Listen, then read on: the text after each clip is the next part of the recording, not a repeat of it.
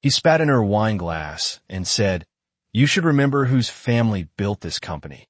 The sound was small, almost delicate, yet it landed on the crystal rim like a gunshot in a quiet church. Every fork stopped. Every breath in the dining room seemed to pause. Ava Carter did not move. The long mahogany table stretched nearly 30 feet across the private dining hall of the Carter estate, polished so perfectly that the chandelier above reflected across its surface like frozen lightning. Silver cutlery rested beside untouched plates of roasted lamb and rosemary potatoes. Outside the tall windows, the winter wind rolled across the dark hills of Connecticut. But inside the room, the air had gone completely still. Daniel Carter leaned back in his chair with the lazy confidence of a man who had never once been told no in his life. His family watched with the comfortable silence of people who believed they already knew how the story would end. Margaret Carter, his mother, lifted a linen napkin and dabbed the corner of her lips as if nothing unusual had happened. Across the table, a cousin gave a quiet laugh under his breath. Ava slowly looked down at the wine glass in front of her. The deep red liquid trembled slightly where the saliva had touched its surface. For a moment, the only sound in the room came from the soft ticking of the grandfather clock near the fireplace. Then Daniel spoke again, louder this time, enjoying the attention. "I said something funny. Why is nobody laughing?" A few relatives chuckled nervously. Ava lifted her eyes toward him. Her expression did not hold anger. It held something far more unsettling. "Come." Before continuing, comment where in the world you are watching from and make sure to subscribe because tomorrow's story is one you cannot miss. Ava Carter had been married into the Carter family for 3 years, and in all that time, she had learned one simple rule about the long table in that dining room. Whoever controlled the conversation controlled the power. Tonight, Daniel believed that power belonged entirely to him. The Carter family fortune had begun with Daniel's grandfather, an industrial engineer who had built a small manufacturing firm after the Second World War. Over the decades, it had grown into Carter Technologies, a corporation that designed logistics software used by shipping companies across the United States. To the outside world, Daniel Carter was the rising star of the company, the charming heir, the confident executive who would one day lead the entire organization. Inside the family, he behaved more like a prince who had never been denied anything he wanted. Ava, in their eyes, was the quiet wife who had somehow slipped into their world from somewhere far less impressive. She did not come from money. She did not come from a famous family. She had met Daniel at a charity gala in Boston where she had been volunteering with a foundation that supported small community schools. Daniel liked to tell people he had rescued her from obscurity. Ava had never corrected that story. She simply allowed people to believe whatever version made them comfortable. Tonight, the Carter family had gathered for what Margaret Carter called an important dinner. Several board members from the company would be joining them later in the evening. There were documents to sign, announcements to make, plans for the coming fiscal year.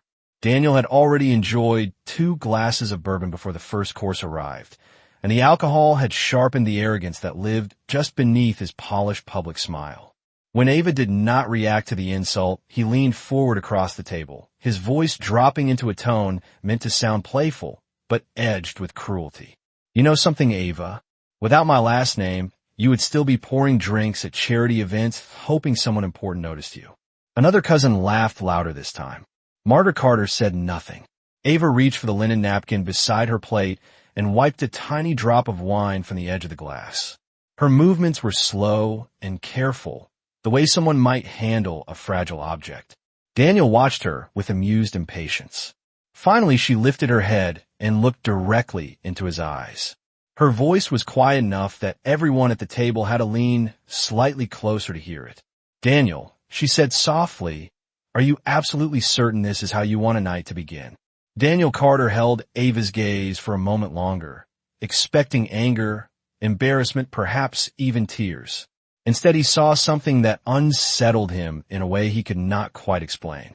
She looked almost patient, as if she were watching a small child throw a tantrum that would eventually burn itself out. The silence stretched across the dining room again. Crystal glasses caught the warm light from the chandelier above, scattering reflections across the polished mahogany table. Margaret Carter finally cleared her throat with the faint authority of someone who had managed family dinners for more than 40 years. "Daniel," she said calmly, "this is hardly the atmosphere we want before an important evening." Daniel waved a dismissive hand without looking at her. "Relax, Mother. We were just having a little honesty at the table."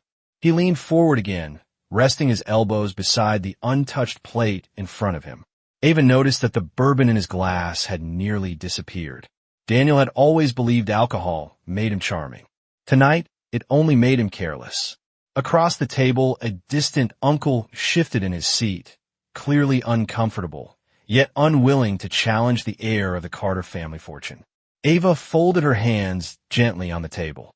Her posture remained straight, composed, almost regal despite the insult still sitting in the wine glass before her. The faint ticking of the grandfather clock continued near the fireplace, marking each second like a quiet witness to everything happening in the room. Daniel followed her gaze briefly toward the clock and then smiled again with that same mocking confidence. "You know what amazes me, Ava," he said. "People out there actually believe you contribute something to this family. They see you at charity events, smiling, shaking hands, pretending you understand business. But the truth is much simpler. You married into success." A low ripple of laughter passed along one side of the table. Ava listened without interrupting. For a long moment, she simply studied Daniel's face, the familiar sharp jawline, the confident blue eyes that had once looked very different to her when they first met in Boston. Back then, his confidence had seemed like ambition. Now it looked more like entitlement. She slowly lifted the wine glass and set it several inches farther away from her plate. The movement was small but deliberate. Daniel watched with amusement. "Not thirsty anymore?" he asked. Ava answered quietly, "I prefer clean glasses." A cousin near the end of the table snorted with laughter, assuming she meant the wine itself. Daniel shook his head and leaned back again. "See, Mother, this is what I mean. Always clever with words, but words do not build companies. Words do not sign contracts. Words do not run corporations worth billions of dollars." Margaret Carter gave Ava a thin smile that did not reach her eyes. "Daniel has a point," she said softly. "Running Carter Technologies requires a certain level of experience." Ava nodded politely. "Of course it does." Her calm tone seemed to irritate Daniel even more. He tapped the table with his finger as if punctuating his own argument. "In fact," he continued, "tonight the board will finalize the restructuring plan I proposed last quarter. Once it goes through, the company will finally operate the way my grandfather intended. Efficient, focused, without unnecessary voices slowing things down." Ava tilted her head slightly. "Unnecessary voices." Daniel smiled broadly. "Yes, investors like clarity. Leadership works best when one strong direction guides everything." The irony of his statement hung in the air, unnoticed by nearly everyone at the table. Ava's eyes moved slowly from Daniel to Margaret, and then across the other family members who sat watching the exchange like spectators at a quiet performance. None of them seemed aware that the night they expected to control was already moving towards something entirely different. Ava finally spoke again, her voice steady and measured. "Daniel," she said softly, "before you present your plan to the board tonight, there is something you should probably understand." Daniel laughed lightly. "And what exactly is that?" Ava looked directly into his eyes again, the same calm expression returning to her face. "The decision you believe belongs to you may not actually be yours to make." Daniel Carter blinked slowly, the smile on his face fading just enough to show confusion beneath it. For a moment, he studied Ava as if trying to decide whether she was joking. Around the table, several family members exchanged curious glances. The tension that had been building quietly through the evening now shifted into something heavier, something uncertain. Daniel leaned back in his chair again and folded his arms across his chest. His voice carried a hint of irritation. "I am sorry, Ava, but I do not remember asking for business advice tonight." A cousin near the end of the table chuckled softly, relieved by the familiar tone of Daniel's confidence. Margaret Carter lifted her glass of water and took a careful sip, her eyes narrowing slightly as she watched Ava more closely than before. Ava did not react to the dismissal. She remained seated, with the same calm posture, her hands resting lightly together on the polished surface of the table. The chandelier light reflected in her dark eyes as she continued to look directly at Daniel. "I was not offering advice," she said gently. "I was offering clarity." Daniel let out a quiet laugh that carried more edge than humor. "Clarity about what?" Ava tilted her head slightly, as if considering how much to say. For a brief moment, she looked toward the large windows that lined the dining room wall. Beyond them, the night had deepened over the Connecticut hills, the darkness broken only by a few distant lights along the winding road that led to the estate gates. When she turned back to Daniel, her expression had not changed. "You mentioned the restructuring plan you want the board to approve tonight," she said calmly. "The one that would consolidate leadership under your direct authority." Daniel nodded once with obvious pride. "Exactly. It is the smartest move this company has made in years. Even Mother agrees with that." Margaret Carter gave a small approving nod, but said nothing. Ava continued speaking, her voice measured and steady. "That plan requires majority approval from controlling ownership." Daniel's smile returned immediately. "Of course it does. That is how corporate governance works." Ava watched him quietly for a moment longer. "Yes," she said softly. "That is exactly how it works." The room fell silent again, though this time the silence felt different. Daniel shifted slightly in his chair, sensing that the conversation had drifted somewhere he did not entirely control. Still, his confidence remained intact. "You're explaining things I already know." "Ava," he said, "my shares combined with the family holdings give us more than enough influence to guide the board." Ava's fingers traced the edge of a napkin beside her plate before she answered. "Influence is not the same as control, Daniel." One of the older uncles leaned forward slightly, curiosity replacing his earlier discomfort. Daniel shook his head impatiently. "Now you're splitting hairs." Margaret finally spoke again, her tone firm but controlled. "Ava, if you have something relevant to say, please say it clearly. This is not the time for riddles." Ava turned toward her mother-in-law with respectful calm. "Of course." Her gaze returned to Daniel. "When the board meets later this evening," she said, "they will not be voting based on influence. They will be voting based on ownership structure." Daniel exhaled slowly, clearly losing patience. "And what exactly is your point?" Ava paused for a single heartbeat. "My point, Daniel, is that ownership determines whose voice carries the final weight in decisions like the one you are proposing tonight." Daniel leaned forward again, his eyes narrowing slightly. "Yes, Ava, that is obvious. Why are you explaining something so basic?" Ava looked at the wine glass, still sitting untouched several inches from her plate. The dark liquid inside had stopped trembling. The room felt perfectly still. When she spoke again, her voice was quiet but unmistakably clear. "Because the ownership structure you believe gives you control may not be the one that actually exists." Daniel stared at her for a moment, the irritation on his face slowly giving way to something closer to confusion. Across the table, Margaret Carter lowered her glass very slowly. The grandfather clock near the fireplace continued its steady rhythm, each tick sounding louder than before. Ava held Daniel's gaze without blinking. "You should probably take a careful look at the shareholder registry before presenting your plan to the board tonight," she said calmly. "There are details in that document that might surprise you." Daniel Carter stared at Ava as if she had just spoken in a language he did not understand. For several seconds, no one at the table moved. The quiet in the dining room deepened until even the distant wind outside the tall windows seemed to disappear. Daniel finally let out a short laugh that sounded forced and sharp. "You are joking," he said. "That must be it." Ava did not respond. Her calm silence made the laugh die quickly in the air. Daniel leaned forward slowly, both hands pressing against the polished surface of the table as though he needed the support. "Ava," he continued, "I do not know what strange idea you think you discovered, but the ownership structure of Carter Technologies has not changed in years. My family has controlled this company since my grandfather built it from nothing." Margaret Carter nodded once in agreement, her expression cool and confident. She had spent decades protecting that legacy, and she was not easily shaken. Ava met Margaret's gaze respectfully before looking back at Daniel. Companies evolve, she said quietly. Ownership evolves with them. Daniel shook his head and reached for the bourbon glass beside his plate, only to realize it was empty. The gesture irritated him further.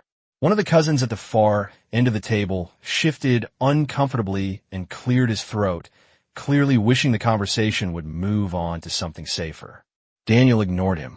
Ava, he said, every major share transfer in this company requires legal oversight, board approval, and documentation filed with federal regulators. If something like what you were suggesting had happened, I would know about it. Ava folded her hands again. Yes, you would have seen the filings, she replied calmly. Daniel blinked, slightly thrown by the certainty in her voice.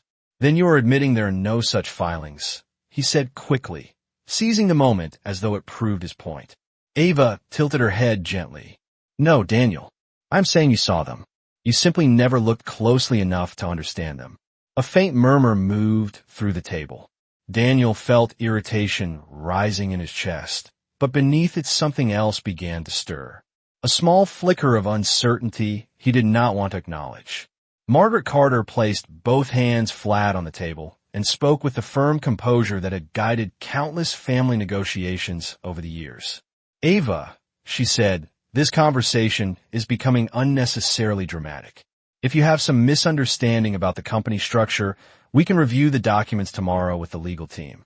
Tonight we have guests arriving and important decisions ahead. Ava nodded politely. I understand that, she said. In fact, that is exactly why I am mentioning it now. Daniel let out a frustrated breath. Mentioning what exactly? Ava glanced briefly toward the hallway that led to the main entrance of the estate. Somewhere in the distance, a door closed softly as the house staff prepared the front rooms for the evening visitors who would soon arrive. When she looked back at Daniel, her voice remained steady. The board meeting tonight will determine who truly guides the future of Carter Technologies, she said. Daniel gave a short, impatient laugh. Yes, that is the entire point of the meeting. Ava nodded slowly. Then you should know that when the board members sit down tonight, they will not be looking to you for final authority. Daniel's jaw tightened. And why exactly would that be? Ava held his gaze without hesitation. Because the person who holds the controlling shares already made that decision months ago. A heavy silence followed her words. Daniel felt his pulse beating harder in his temples. He opened his mouth to answer, but hesitated. For the first time that evening, his confidence did not come as easily. Across the table, Margaret Carter's eyes narrowed slightly. She was a woman who trusted documents more than conversation, and something in Ava's tone carried the quiet weight of someone who understood exactly what she was saying. Daniel forced a smile that no longer felt entirely convincing. You keep talking about controlling shares, he said slowly, but you have not explained who you think holds them. Ava's expression did not change. The answer, she said gently, is already written in the shareholder registry your attorneys file every year. Daniel stared at her. The grandfather clock near the fireplace struck the half hour, its deep tone echoing through the dining room. Ava spoke again before the sound fully faded. When the board reviews the registry tonight, Daniel, they will see exactly who owns the majority of Carter Technologies. Daniel Carter felt the room closing in around him, though nothing in the dining hall had physically changed. The chandelier still cast the same warm light across the long mahogany table. The plates of roasted lamb and rosemary potatoes still sat untouched. The grandfather clock near the fireplace continued its steady rhythm. Yet something had shifted in the air, something that made the silence heavier with every passing second. Daniel leaned back slowly in his chair, studying Ava with a look that was no longer entirely amused. The earlier arrogance in his posture had begun to crack, replaced by a cautious irritation that he could not fully hide. Ava, he said carefully, you are speaking as if you know something none of us know.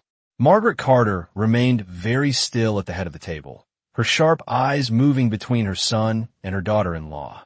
She had spent decades reading the subtle signals of negotiation rooms and board meetings, and what she saw now made her uneasy.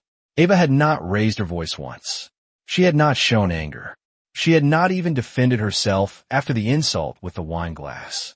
Instead, she spoke with the calm certainty of someone who understood exactly where the ground beneath their feet was shifting. Daniel forced a small laugh that sounded thinner than before. "Let me make this simple," he said. "My family founded this company. My family funded its growth. My family controls the shares." Ava listened patiently and then nodded once. "Your grandfather founded the company," she said gently.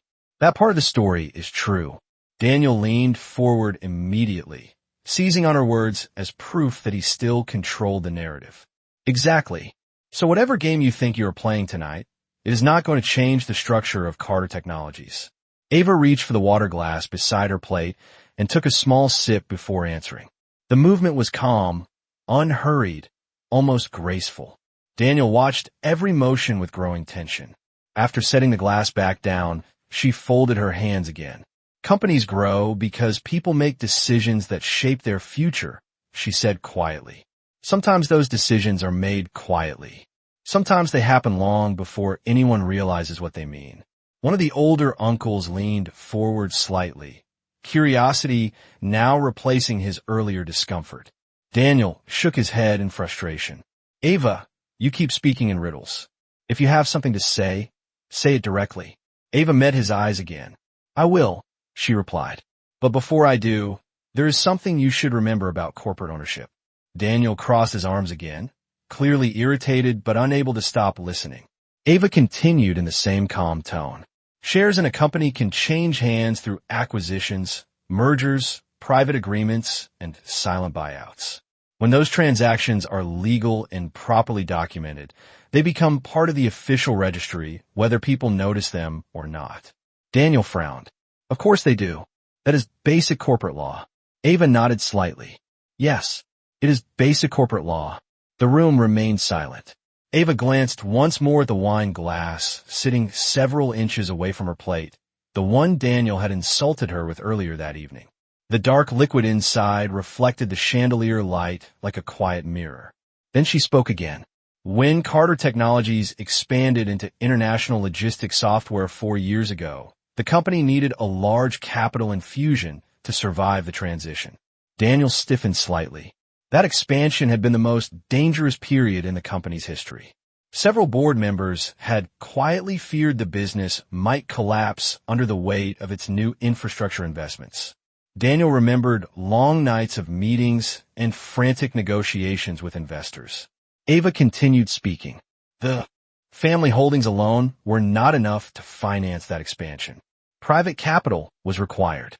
Daniel opened his mouth to interrupt, but stopped. Margaret Carter's eyes had narrowed again, and she was now watching Ava with complete attention. Ava's voice remained calm. The investor who provided the controlling capital did not seek publicity. They requested discretion and structured the transaction through layered holding agreements approved by the board. Daniel felt a faint chill move through his chest. That deal had saved the company, but the identity of the largest backer had never been discussed publicly. Ava finally looked directly into his eyes again. "Daniel," she said quietly, "the controlling shares from that transaction are the ones the board will review tonight." Daniel's voice came out lower than before. "And who exactly do you think holds those shares?" Ava did not hesitate. "The same person who has been sitting at this table all evening while you assumed she had none." Daniel Carter did not speak for several seconds after Ava finished her sentence. The words hung in the air above the long dining table like a quiet thunder that no one in the room was ready to acknowledge. A faint sound came from the hallway beyond the dining room as one of the house staff moved a serving cart across the marble floor, but inside the room, no one moved. Daniel finally let out a short breath through his nose and shook his head slowly as if clearing away an absurd idea. "Ava," he said carefully, "that is not funny." Ava did not smile. Her eyes remained steady and calm as she looked directly at him. "I was not trying to be funny," she said. A cousin near the end of the table shifted in his chair and glanced toward Margaret Carter, waiting for her to dismiss the conversation. Margaret did not speak. She was studying Ava with the sharp attention of someone who had spent a lifetime in corporate negotiations. Daniel leaned forward again, his voice now carrying a harder edge. The capital infusion during the international expansion came from a private investment group based in New York, he said. I personally reviewed the documents during the restructuring process. Ava nodded gently. Yes, you reviewed them. Daniel tapped the table once with his finger. Then you know exactly who invested in the company. Ava tilted her head slightly. I know exactly how the investment was structured. Daniel felt irritation rising again. That is not the same thing. Ava folded her hands on the table once more. The structure matters more than the name on the letterhead, she replied calmly. Daniel stared at her, trying to decide whether this conversation had turned into some elaborate misunderstanding or something far more unsettling. Across the table, one of the older uncles cleared his throat quietly. Everyone in the room could feel the shift in the air now. Daniel forced another thin smile. All right then, he said. If you know so much about the structure, explain something to me. The controlling investor behind that capital group never attended a single board meeting. Not one. Ava nodded once. That is correct. Daniel spread his hands as if presenting obvious evidence. Because the investor trusted the existing leadership to run the company. Ava's expression remained calm. Or because the investor preferred to observe quietly before making any decisions. Daniel opened his mouth, but stopped again. The idea had clearly not occurred to him before. Margaret Carter finally spoke, her voice measured and precise. Ava, she said, if you're suggesting that you somehow represent that investor, I hope you understand how serious such a claim would be. Ava turned toward her mother-in-law respectfully. I understand perfectly, she said. Margaret held her gaze for a moment longer. Then she asked the question everyone else at the table was now thinking.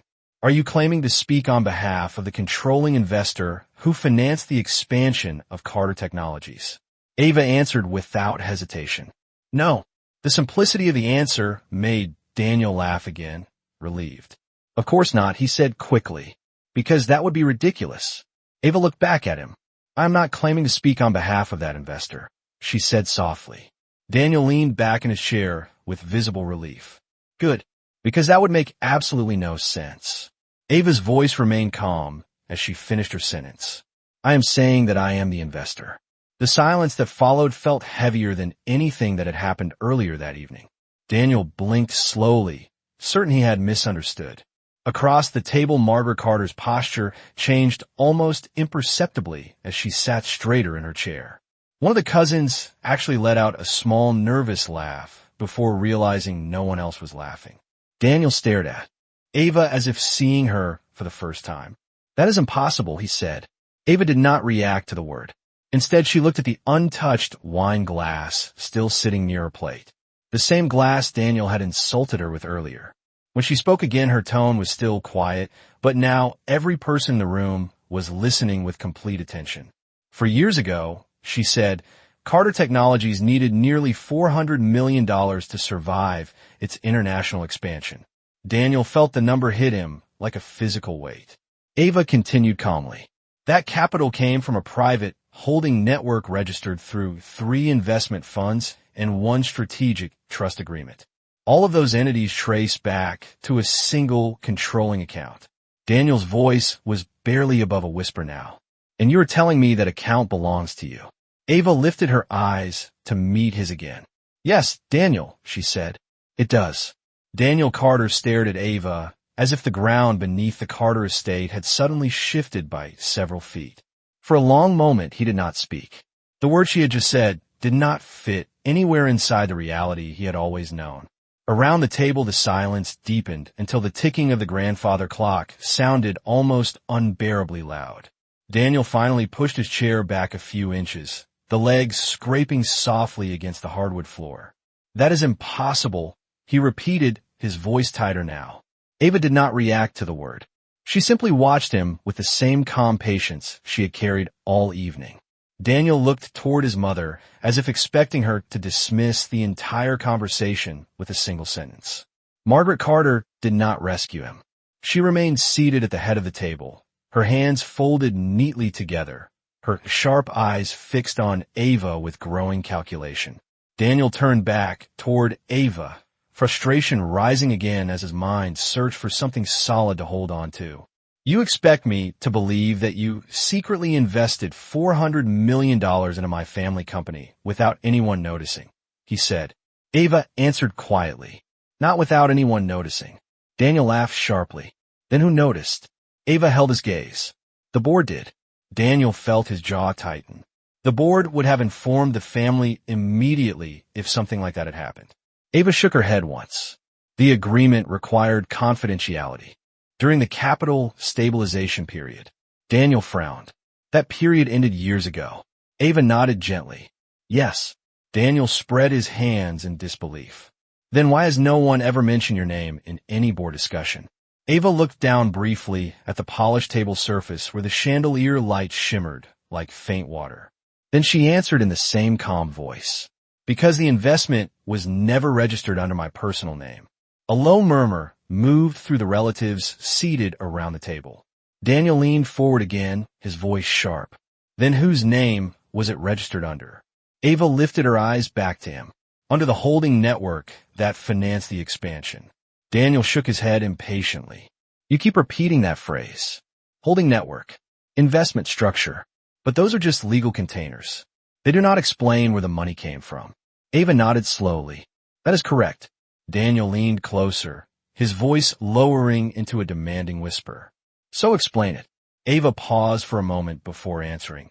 Not because she hesitated, but because she seemed to be choosing the simplest truth possible. The capital came from an endowment portfolio my grandfather built over 5 decades, she said quietly. Daniel blinked. Endowment portfolio. Ava continued calmly. He founded a series of technology manufacturing firms in the 1970s and gradually converted the profits into long-term investment funds. By the time he passed away, the portfolio had grown large enough to support multiple acquisitions and private equity operations. Daniel felt a strange sensation spreading through his chest. Something between disbelief and dawning comprehension. He had never heard Ava mention a grandfather who owned manufacturing companies. Across the table, Margaret Carter's eyes narrowed slightly as she processed the information. Ava spoke again. When Carter Technologies began struggling during the international transition, several advisors recommended acquiring the company quietly before its valuation collapsed. Daniel stared at her. Are you saying you plan to buy the company? Ava shook her head gently. No, I recommended stabilizing it. Daniel let out a short breath that sounded almost like a laugh. And why would you care enough about our company to invest that kind of money? Ava looked at him steadily. Because by that time I was already married to you. Daniel opened his mouth, but no answer came out. Ava continued, speaking with the same quiet clarity. I believe Carter Technologies could become something stronger if it survived the transition period. The board agreed. So the investment moved forward through the holding network. Daniel rubbed one hand across his face slowly, as if trying to wake himself from a strange dream. Around the table, several relatives now looked openly stunned. Margaret Carter finally spoke again, her voice lower than before. Ava, she said carefully, if what you are saying is true, then the holding network that financed the expansion must now control a significant percentage of the company. Ava nodded once. It does. Daniel swallowed. And you expect us to believe you control that network. Ava met his eyes without hesitation. I do not expect you to believe it, Daniel. The board will confirm it tonight when they review the shareholder registry. Daniel Carter felt the room pressing in on him as Ava finished speaking. The silence that followed was no longer the quiet discomfort of a family argument. It was the heavy silence of people realizing that something fundamental about their world might be wrong. Daniel slowly sat back in his chair again, though this time the movement lacked the easy confidence he had shown earlier in the evening. His eyes remained locked on Ava, as if he were trying to solve a puzzle that refused to fit together. Around the long table, the other relatives had stopped pretending to ignore the conversation. Several of them now leaned forward slightly, listening with open curiosity. Margaret Carter remained perfectly still at the head of the table, her mind moving carefully through every detail Ava had just revealed. Daniel finally spoke again, his voice quieter but edged with disbelief. Even if I accepted this story for one moment, he said slowly, there's still something that makes no sense. Ava nodded gently. What part? Daniel gestured toward the table with one hand. If you controlled that kind of capital through some secret holding network, then you would have had influence in every major decision the board made during the past 4 years. Ava answered calmly. That is correct. Daniel frowned. Then why have you never used that influence? Ava did not respond immediately. Instead, she glanced briefly toward the windows again where the night had grown darker across the hills surrounding the Carter estate. The lights from the distant road flickered faintly in the glass reflection beside the chandelier. When she looked back at Daniel, her expression remained composed. Influence does not always need to be visible in order to be effective, she said quietly. Daniel shook his head in frustration. That is not an answer. Ava continued speaking in the same calm tone. During the expansion period, the company needed stability, not power struggles between shareholders. Daniel rubbed his temple with one hand, clearly trying to steady his thoughts. Across the table, one of the uncles spoke softly for the first time since the revelation. If she really financed the expansion, he said carefully, then her silence may have been the reason the company avoided a hostile takeover during that time. Margaret Carter's eyes shifted toward him, and for a moment the older woman said nothing. Ava looked toward the uncle and nodded politely. That was part of the reason, she said. Daniel turned toward his mother again, searching her expression for support. Margaret finally spoke, her voice controlled, but no longer dismissive. Ava, she said slowly, if what you're saying is accurate, then the holding network would currently own a controlling percentage of Carter Technologies. Ava met her gaze without hesitation. Yes. Margaret leaned back slightly in her chair, the weight of that answer clearly settling into her mind. Daniel looked between the two women, the disbelief in his expression slowly giving way to something far more complicated. Earlier that evening, he had treated Ava like an outsider who had married into his family's power. Now, the possibility that she had quietly become the most powerful shareholder in the company was beginning to take shape in front of him. Daniel spoke again, though this time the arrogance in his voice had softened into cautious suspicion. You are telling us that the board will confirm all of this tonight, he said. Ava nodded once. They already have the documentation. Daniel's eyes narrowed.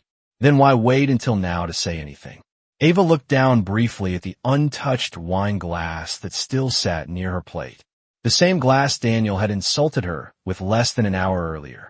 When she looked up again, her voice remained steady, but carried a quiet gravity that none of the people at the table could ignore. Because tonight the board will not only confirm the ownership structure, she said. They will also review the leadership restructuring proposal you plan to present. Daniel felt his chest tighten slightly. That proposal was meant to give him greater authority over the company operations. Ava continued speaking before he could respond. And when the board evaluates that proposal, they will also consider the recommendation of the controlling shareholder. Daniel swallowed slowly. The implication of her words now stood clearly in the center of the room. Margaret Carter leaned forward slightly. Ava, she said, are you telling us that the controlling shareholder has already made a recommendation regarding Daniel's restructuring plan?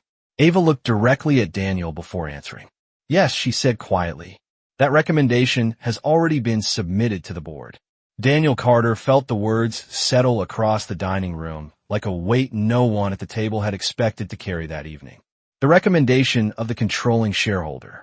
For the first time since the dinner had begun, he did not immediately respond. The quiet stretched across the polished table, while every relative in the room watched him carefully. Daniel slowly leaned forward again, resting his elbows on the table, his eyes narrowing as he studied Ava with growing intensity.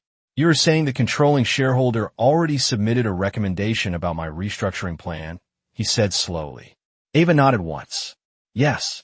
Daniel let out a breath through his nose. And you're also saying that controlling shareholder is you. Ava met his gaze without hesitation.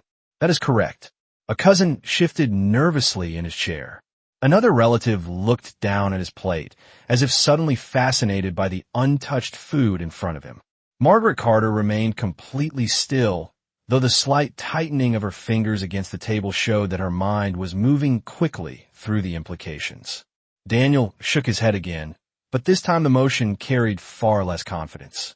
"Then explain something to me," he said quietly. Ava tilted her head slightly. "What would you like to understand?" Daniel leaned closer, his voice dropping lower. "If you truly hold the controlling shares in Carter Technologies, then your recommendation will determine whether the board approves or rejects my leadership restructuring." Ava answered calmly. "That is generally how majority ownership works." Daniel stared at her for a moment longer. "Then what did you recommend?" The question hung in the air like a suspended thread. For several seconds, Ava did not answer. She simply looked at him with the same calm expression she had held all evening. Daniel felt an uncomfortable tension building in his chest. Earlier that night, he had been certain of his control over the future of the company. Now he realized that the answer to that single question might determine everything that happened next. Margaret Carter finally spoke, her voice measured but firm. "Ava," she said, "if a recommendation has already been submitted to the board regarding Daniel's proposal, it would be best for everyone at this table to understand what that recommendation contains." Ava turned slightly toward her mother-in-law. "Of course." Daniel straightened in his chair, his eyes fixed on Ava. For the first time since the dinner began, he no longer looked amused or irritated. He looked uncertain. Ava folded her hands together again before speaking. The recommendation submitted to the board was written after a detailed review of the company's recent performance, its expansion strategy, and the proposed restructuring plan Daniel intends to present tonight. Daniel felt his jaw tighten. "That sounds very official," he said quietly. Ava nodded. "It is." Daniel waited. Across the table, several relatives leaned forward almost unconsciously. Ava continued in the same steady voice. "The recommendation advises the board to delay the restructuring plan until further leadership evaluation is completed." Daniel blinked slowly. "Delay it?" Ava nodded once more. "Yes." Daniel's voice sharpened again. "Delay it for what reason?" Ava answered without raising her voice. "Because the current proposal would concentrate too much operational authority under a single executive position without sufficient oversight." Daniel's hands pressed flat against the table. "That executive position would be mine." Ava held his gaze calmly. "Yes." Daniel gave a short laugh that carried no humor at all. "So the controlling shareholder decided that I should not lead the company my family built." Ava did not respond immediately. Instead, she looked at him with a level expression that revealed neither anger nor triumph. After a moment, she spoke again. "The recommendation does not say you cannot lead the company, Daniel." Daniel's eyes narrowed. "Then what exactly does it say?" Ava's voice remained quiet. "It says that leadership should be determined by the person most capable of protecting the long-term stability of Carter Technologies." Daniel stared at her, suddenly understanding the direction of the conversation. "And you believe that person is you?" Ava did not look away. "The board will decide that tonight," she said. Daniel Carter felt the last sentence settle into the room like a quiet verdict that had already been written long before the dinner began. "The board will decide that tonight." For several seconds he did not speak. The earlier arrogance that had colored every word he said during the evening was now gone, replaced by a tension he could no longer hide. The long dining room seemed colder than before, though the chandelier above still glowed warmly and the fireplace continued to burn along the far wall. Daniel slowly pushed his chair back and stood up from the table. The movement startled several relatives who had been sitting silently through the entire conversation. He began pacing slowly along the side of the table, one hand running through his hair as if trying to untangle the situation forming around him. Ava remained seated exactly where she had been all evening. Her posture had not changed. Her calm presence only seemed to deepen Daniel's growing frustration. "This is absurd," he said finally. "You are telling me that my own board of directors is going to question my leadership because of a recommendation you quietly submitted behind my back." Ava answered gently. "The recommendation was submitted through the same governance process used for every major shareholder review." Daniel turned toward her sharply. "I am the one who prepared the restructuring proposal. I spent months working on that plan." Ava nodded once. "I know." Daniel spread his hands in disbelief. Then how can you stand there and calmly suggest the board might reject it? Ava's voice remained steady. Because the board is responsible for protecting the long-term health of the company, not the personal ambitions of any one executive. Daniel stopped pacing and stared at her again. Around the table, the other relatives shifted uneasily. No one had ever spoken to Daniel with that kind of calm authority inside the Carter estate before. Margaret Carter finally rose slowly from her chair at the head of the table. Her presence immediately brought a different kind of gravity into the room. She walked several steps closer to Ava and Daniel before speaking. The board meeting will begin in less than an hour, she said carefully. If what Ava has told us tonight is accurate, then the situation facing Carter Technologies may be far more complicated than any of us expected. Daniel looked at his mother, hoping for reassurance. Instead, he saw something far more unsettling in her expression. She was no longer dismissing Ava's words. She was evaluating them. Daniel's voice dropped lower. Mother, you cannot seriously be entertaining this story. Margaret did not answer immediately. Instead, she turned toward Ava. Ava, she said, if you truly hold the controlling shares through that holding network, then you understand the responsibility that comes with that level of influence. Ava nodded respectfully. I do. Margaret studied her for a long moment. Then she asked the question that hung over the entire evening. If the board were to determine that a different leadership structure is necessary for the company, would you support that decision? Daniel felt his stomach tighten as he waited for Ava's answer. Ava looked directly at Margaret before speaking. Yes. If the board concludes that Carter Technologies needs stronger leadership in order to continue growing, I would support that decision. Daniel felt a flash of anger return. Stronger leadership. You mean replacing me? Ava turned her eyes back to him. Daniel, she said quietly, leadership is not defined by whose name built the company in the past. It is defined by who is capable of guiding it into the future. Daniel stared at her, realizing that the balance of power he had assumed was permanent had already shifted. Outside the dining room, a faint sound echoed through the hallway as the front doors of the estate opened. The board members were beginning to arrive for the meeting. Margaret Carter glanced toward the doorway before returning her attention to the two people standing across from each other. Tonight may decide more than the restructuring proposal, she said quietly. Daniel felt the truth of those words settle deep in his chest. The dinner he thought he controlled had already become something entirely different. The sound of voices drifted in from the front hallway as members of the Carter Technologies board began arriving at the estate. The low murmur of greetings, the quiet closing of coats against the cold evening air, and the polished footsteps of house staff moving across marble floors carried faintly into the dining room. Daniel Carter stood motionless near the edge of the long mahogany table, listening to those sounds with a tightening feeling in his chest. Just an hour earlier, he had expected those same board members to arrive for a meeting where his leadership plan would be approved without serious resistance. Now, the evening felt very different. Ava remained seated, calm and composed, as if the entire shift in power around the table had never disturbed her balance for a single moment. Margaret Carter slowly walked toward the doorway that connected the dining room to the main hallway, pausing briefly before turning back toward her son and her daughter-in-law. The board members will expect us in the conference room shortly, she said carefully. Daniel did not respond immediately. He was still staring at Ava, searching her face for some sign that this was all a misunderstanding. Finally, he spoke, his voice quieter than anyone in the room had ever heard it. Ava, he said, if what you told us tonight is true, then you have been holding the controlling shares of Carter Technologies for 4 years. Ava nodded once. Yes. Daniel took a slow breath. For years. For years of board meetings. Strategic planning. Investor negociations. All of it happening while he believed the Carter family still controlled the company his grandfather built. Why did you never say anything? He asked. Ava answered calmly. Because the company needed stability during the expansion period, not another power struggle inside the boardroom. Daniel looked down at the polished table surface for a moment. The reflection of the chandelier light shimmered across the wood like faint ripples of water. When he looked back at Ava, his expression had changed again.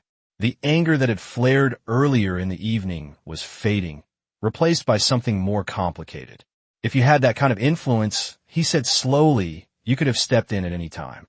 Ava held his gaze. Yes. Daniel let out a quiet breath. You could have taken control of the company years ago. Ava answered with the same calm honesty she had shown all evening. I could have.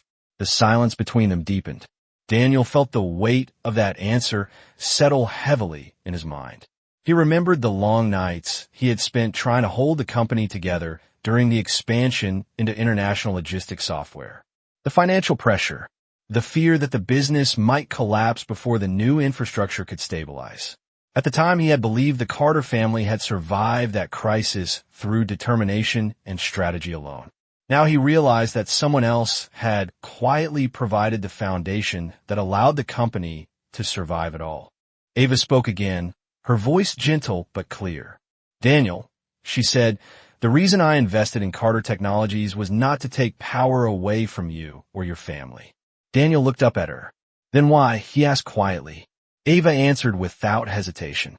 Because I believed the company had the potential to grow into something greater than it had ever been. Daniel studied her for a moment, the tension in his shoulders slowly easing. And now you believe I am standing in the way of that future. Ava did not answer immediately. Instead, she looked toward the hallway where the board members were gathering before the meeting. After a moment, she spoke again. Leadership is not about ownership or legacy, Daniel. It is about judgment. Daniel gave a small, tired smile. And you think my judgment is the problem? Ava shook her head gently. I think your judgment tonight revealed something important. Daniel frowned slightly. What did it reveal? Ava's eyes moved briefly to the wine glass sitting untouched beside her plate. The glass Daniel had insulted her with earlier that evening. When she looked back at him, her voice remained steady. It revealed how easily respect can disappear when someone believes they already hold all the power. Daniel followed her gaze to the wine glass. The memory of what he had done only an hour earlier suddenly felt far heavier than it had at the time. For a long moment, he said nothing. In the hallway, the voices of the arriving board members grew louder. Margaret Carter returned to the doorway and looked back toward them. The meeting is about to begin, she said quietly. Daniel straightened slowly, the weight of the evening settling firmly on his shoulders. For the first time in his life, he was about to walk into a board meeting without knowing whether he still controlled the company bearing his family name. The conference room inside the Carter estate had once been Daniel Carter's favorite place in the entire house. It was where he imagined the future of Carter Technologies taking shape, where decisions about expansion, strategy, and innovation were supposed to confirm the legacy his grandfather had started decades earlier. Tonight the room felt very different. A long walnut conference table stretched across the center of the room beneath soft recessed lighting. Floor-to-ceiling windows revealed the dark Connecticut hills beyond the estate. Grounds. Several members of the board of directors were already seated when Daniel and Ava entered the room, their quiet conversations fading as the couple stepped inside. Margaret Carter followed, just behind them, her expression controlled but thoughtful. At the far end of the table sat Victor Hale, the company legal advisor who had overseen the documentation of the international expansion 4 years earlier. He looked up from a stack of files as the room settled into silence. Good evening, Daniel, he said. Daniel nodded stiffly before taking his usual seat near the center of the table. Ava did not sit beside him. Instead, she walked calmly to the opposite side of the room, where a single empty chair waited near the head of the table. Several board members exchanged curious glances, but said nothing. Victor Hale adjusted his glasses and opened one of the documents in front of him. As everyone here knows, tonight's meeting includes a review of the proposed leadership restructuring plan submitted by Daniel Carter. He began. Daniel straightened slightly in his chair, though the confidence he usually carried into board meetings was noticeably absent. Victor continued speaking in the measured tone of a lawyer presenting facts rather than opinions. However, before we begin discussing that proposal, the board must first review an updated summary of the current shareholder structure of Carter Technologies. Daniel felt the quiet tension return to the room. Several board members leaned forward as Victor placed a printed document on the table and slid copies toward each person present. The papers moved slowly across the polished wood surface until one finally reached Daniel. For a moment, he did not touch it. Across the table, Ava watched him with the same calm composure she had maintained all evening. Victor spoke again. During the international expansion 4 years ago, Carter Technologies received a major capital investment through a private holding network composed of several coordinated funds and strategic trusts. Daniel picked up the document in front of him. The page listed a series of financial entities he vaguely remembered from the crisis period of the expansion. Victor continued. That investment stabilized the company during a time when several analysts believed Carter Technologies might otherwise collapse under the cost of new infrastructure. One of the board members nodded slowly. I remember those projections, he said. Daniel turned the page in the document and froze. At the top of the summary sheet, a single line described the controlling ownership block associated with the holding network. 90% controlling equity interest consolidated under the investment authority of Ava Carter. The room fell completely silent. Daniel looked up slowly from the page and stared across the table at his wife. No one spoke for several seconds. Finally, one of the board members cleared his throat. This ownership structure has already been verified through the official registry filings, he said quietly. Victor Hallen nodded. The documentation has been reviewed and confirmed through federal regulatory records and internal corporate filings. Daniel's voice came out almost as a whisper. 90%. Victor answered calmly. Yes. Ava Carter holds the controlling equity position in Carter Technologies. Daniel lowered the document slowly back onto the table. For the first time in his life, the company he had believed belonged to his family felt completely out of his reach. Ava remained seated at the head of the table, her hands resting quietly in front of her as the board absorbed the reality that had been hidden in plain sight for 4 years. The conference room remained silent long after Victor Hale finished speaking. The document confirming the ownership structure of Carter Technologies rested in front of every board member like a quiet revelation that no one in the room could ignore. Daniel Carter sat motionless in his chair, staring at the page that clearly stated the truth he had spent the entire evening denying. 90% controlling equity interest under the authority of Ava Carter. The number seemed almost unreal. Yet every legal signature and regulatory stamp on the page confirmed it beyond question. Around the table, the directors slowly exchanged glances as the weight of that information settled across the room. Finally, Victor Hale spoke again, his voice calm and professional.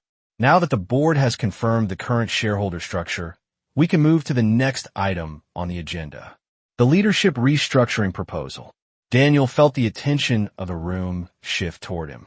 Earlier that night, he had imagined presenting his plan with confidence, expecting approval and applause from the people sitting around this table. Now the same proposal felt strangely fragile in his hands. One of the senior directors leaned forward slightly. Daniel, he said gently, before we proceed, it may be important to hear from the controlling shareholder. All eyes turned toward Ava. She remained seated at the head of the table, her posture composed and steady. The quiet authority she carried did not come from raising her voice or demanding attention. It came from a simple fact that the future of the company now rested in her hands.